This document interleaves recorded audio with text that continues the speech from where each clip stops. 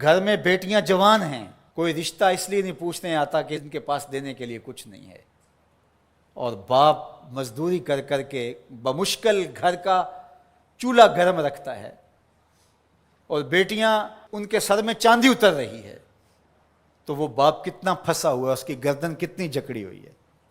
اور اگر کسی کے پاس رقم ہو اس کی ضروریات سے زیادہ اور وہ اس کا رشتہ دار بھی لگتا ہو، تو اس کو سوچنا چاہیے کہ میں اس کی مدد کروں یا نہ کروں۔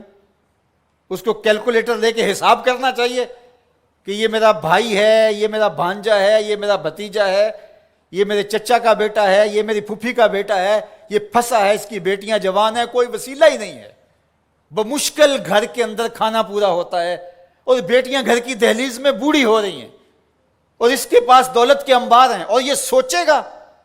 اللہ فرماتا ہے یہاں بغیر سوچنے کے چھلانگ لگانی پڑے گی، یہاں نفع نقصان نہیں دیکھنا پڑے گا، یہاں کساد بازاری کا نہیں سوچنا پڑے گا۔ فَلَقْتَحَمَ الْعَقَبَةَ، یہ بغیر سوچے سمجھے کودا کیوں نہیں ہے، یہ مشکل گھاٹی چڑھا کیوں نہیں ہے۔ وَمَا أَدْرَاكَ مَا الْعَقَبَةُ، یہ جانتا ہے کہ مشکل گھاٹی کیا ہے۔ فَكُّ رَقَبَةٍ، کسی پھنسے ہوئے کی گردن کو چھڑانا ہے، کسی مشکل میں پھنسے ہوئے لوگوں کی مدد کرنا ہے۔ تو اب یہ سوچے گا کہ ابھی تو میں نے فلاں پلاٹ بھی خریدنا ہے، ابھی یہ بھی کرنا ہے، ایک فیکٹری نہیں لگانی ہے میں نے تو اس کے لیے رقم جمع کر، کیا یہ ضربیں تقسیمیں دے گا؟ کہا اگر اسلام کا نور سینے میں اترا ہوا ہے تو اپنے بھائی کی مصیبت کو دیکھ لے گا جب، اور وہ جانتا ہے یہ واقعی پھنسا ہوا ہے، تو پھر اس گھاٹی میں چھلانگ لگاتے ہوئے وہ دائیں بائیں نہیں دیکھے گا، وہ فوراً چڑھ دوڑے گا اور فوراً فیصلہ کرے گا تاکہ دکھی کو مصیبت سے نکال سکے۔ فَكُّ رَقَبَةٍ، کسی پھنسے ہوئے کی گردن کو چھڑانا ہے، کسی مشکل میں پھنسے ہوئے لوگوں کی مدد کرنا ہے۔ او اطعام فی یوم ذی مسغبہ، یا بھوک کے دن کھانا کھلانا ہے۔ لاک ڈاؤن لگ گیا، لوگ ترس گئے، فاقے آ گئے، گھر میں بہت پڑا ہوا ہے، تو یہ سوچا جائے گا کہ میں نے تو 3 سال کے لیے رکھا ہے اور یہ بندہ ریڑیاں رگڑ کے مر رہا ہے، اگر میں اس کو دے دیا تو 3 سال کے بعد تو میرے پاس کچھ نہیں ہوگا۔ یہ بات سوچنے کی نہیں تھی کہ 3 سال بعد میرے پاس کیا ہوگا۔ قرآن کا جو اسلوب ہے، قرآن جو ہمیں زندگی سکھاتا ہے وہ یہ ہے کہ یہاں سوچنا نہیں، تمہیں عقل سے سوچ کے کام لینا، یہ بہت مرحلے ہیں، کہیں عقل کو پیچھے کرنا پڑتا ہے۔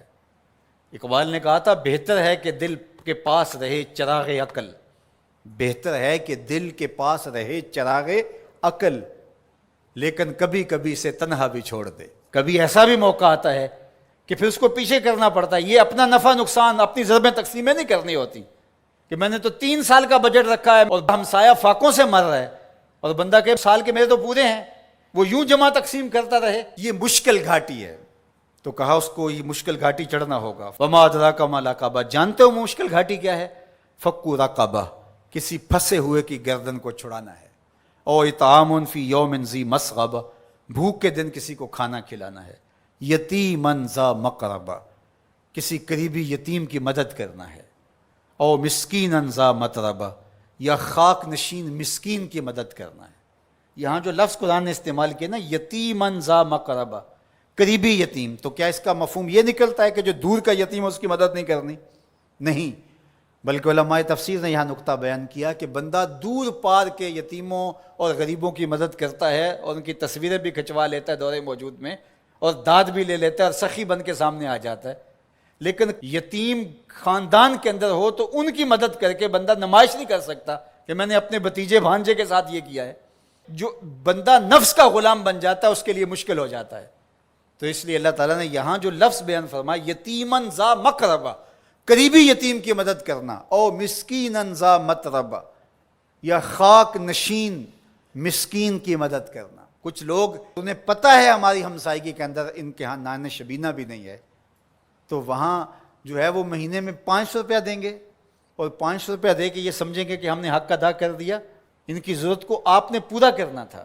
مختلف لوگوں کو تو آپ کروڑوں روپے بانٹ رہے ہو، اور آپ کی فیکٹری میں جو ملازمت کر رہے ہیں آپ ان میں کتنوں کو جانتے ہو کہ مشکل سے اس 15,000 روپے سے اس کا گھر چلتا ہے، اور اس کی بہنیں جوان ہیں، اور یہ بیچارہ اوور ٹائم بھی لگاتا ہے، پھر بھی گھر کا خرچہ پورا نہیں ہوتا، تو تم باہر جو کروڑوں روپے دے رہے ہو تو بہتر نہیں تھا کہ اپنے اس مزدور کی تم مدد کر دیتے؟